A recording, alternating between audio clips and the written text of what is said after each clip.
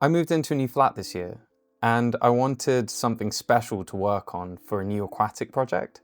I found this beautiful jar in a flower shop down the road, and also this stunning piece of red moor root at my shop. I decided that I was going to use Fluval Stratum for a substrate because I wanted to keep Cardina shrimp, but I wasn't sure what kind. I used this Superfish 50 heater. It's a little bit overspec'd, but it'll do the job. And I used this ZU bubble filter because it has a really high capacity and I realistically don't want to be having to reach into the jar all that often to clean the filtration. And I shouldn't have to in all reality with such small stocking levels. Once I got the hardware and substrate seated, I moved on to the plants for the hardscape. I decided to go with two different kinds of Bucephalandra and some Java moss. Bucephalandra is just one of my favorite plants ever. There's so many different species and I love how diminutive and dainty it is. I went with two different species, Bucephalandra sintan red and Bucephalandra thea green. These are some of the most common species that you'll find on the market, but it doesn't take away by how beautiful they are. To attach them to the hardscape, I decided to use Superfish Scaper Glue just because it's what I had to hand. All scaper glues are pretty much the exact same thing. They're all just different variants of super glue, so just choose one that you like. When working with super glue, try and use some gloves. I very rarely do, but I was at home and wanted to be comfortable with doing it, and it'll stop you from absolutely ruining your skin when you inevitably get it on them. I used tweezers to delicately attach the boost to the tree because it just makes it easier than having to fumble around with all of your fingers in the way. Using the moss is a twofold effect. It not only covers up the white marks that the super glue leaves behind, but it also kind of makes this tree root look like a willow tree, which is what I was going for from the beginning. I am really happy with how this hardscape turned out. It's going to be the centerpiece of the vase itself, so I really need it to look as impressive as it possibly can from the off. Bucephalandra is an incredibly slow-growing species, so it's not like it's going to take off in the next few months. I wanted it to look established from the very first minute. And once I finally got it sat down in the jar itself, I was really pleased with the overall look of the hardscape.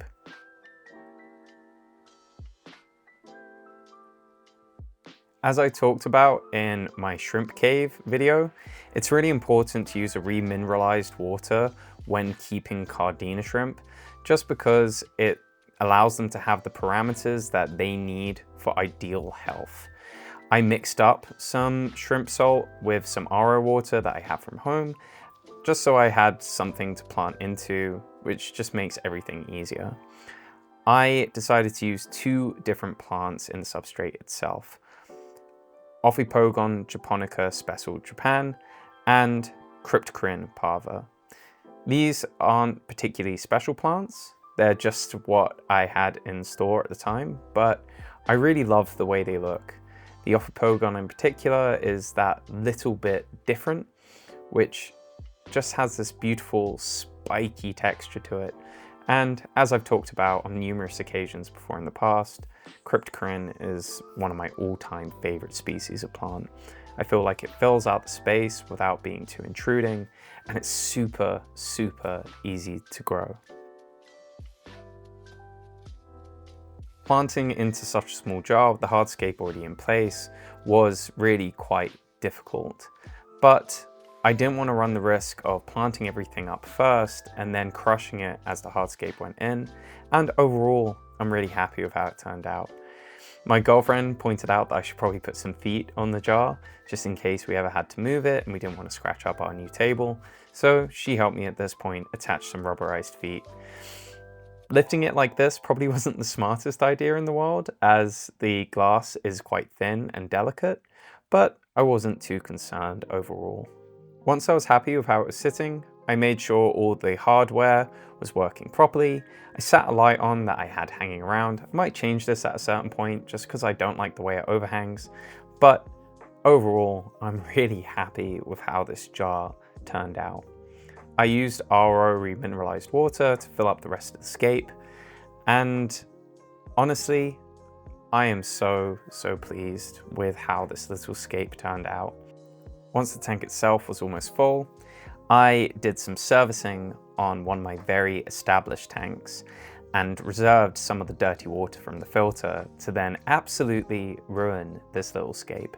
The reason I'm doing this is because dirty water from a mature filter can really help seed and speed up an aquarium. And even though I left this aquarium absolutely empty for almost a month, I just wanted to be sure that it was seeded with good bacteria so I wouldn't have any unruly nitrate and nitrite spikes.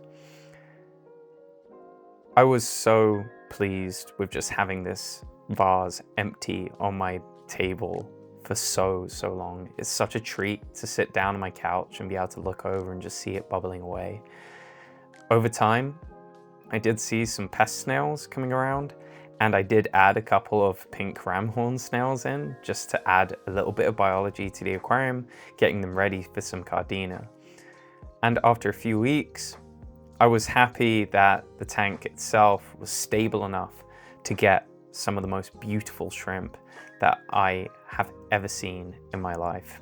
But before I got to that, I did spend the month doing really heavy water changes on this vase.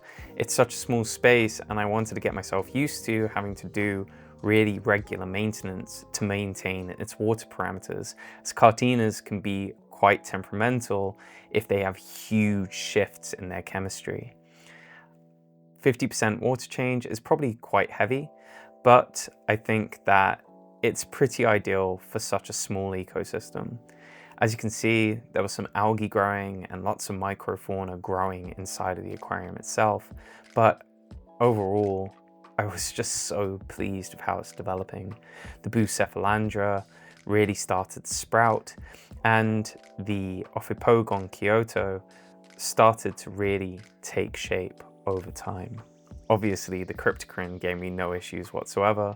I didn't even experience any melt. I'm not sure if that's because of the RO water I was using, but I'm just so in love with this little scape and have enjoyed every second of getting to maintain it.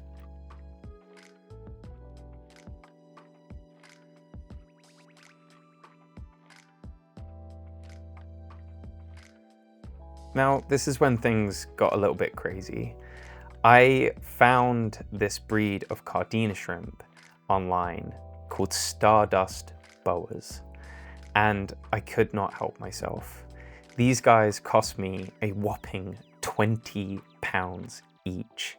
So for 5 shrimps, I paid £100 just to get them in this stunning little jar. Obviously, when you get shrimp or fish this expensive, you want to take your time getting them into the space and acclimated correctly. So I set up a little drip acclimator, and I literally drip acclimated these guys for nearly 2 hours to make sure there would be no issues once they went into their new house. Seeing these guys in their drip feed environment was already impressive. I think these guys are the most beautiful shrimp I've ever seen. They've got these beautiful blues and blacks and speckled gold colorations on them. And even though one really did not want to go out of the jar, they all finally went into their new home. Over the course of the next few days, the shrimp really settled in. I've adored being able to sit at my kitchen table and try and spot these guys. I've been feeding them on a mixture of different foods, some from Denali Shrimp King, some from NT Labs, some from the guys that I got the shrimp from in the first place. But they just never get old to look at. Realistically, in a jar this size, I don't think I'm going to be able to create a true breeding colony. Cardinas can be temperamental, and usually it's a good idea to keep them in something like a 40 or 50 litre in a dedicated breeding space if you really want to get a colony going. But for my own personal pleasure, this is more than enough. Watching them explore and scuttle around the vase is one of my favorite things to do. I think I've genuinely lost hours of my life sat at my kitchen table just trying to spot these guys as I feed them pellets of food, or watch their sheds that still have that glitter on them from their bodies. It's genuinely one of the most joyous things I've ever created. I don't think I've had this much fun with aquariums in a very long time, and I don't think I'm gonna get bored of them anytime soon. Maintaining this tank is quite a task, with a lot of water changes being necessary to make sure that these delicate little guys don't unfortunately die, but it's worth every second in my book. And hopefully, maybe one day, I'll get a brood out of them. But until then, I'm more than happy just to watch them swim around this vase. But for now, that's all from me, and I hope you'll join me again next time for this pond life.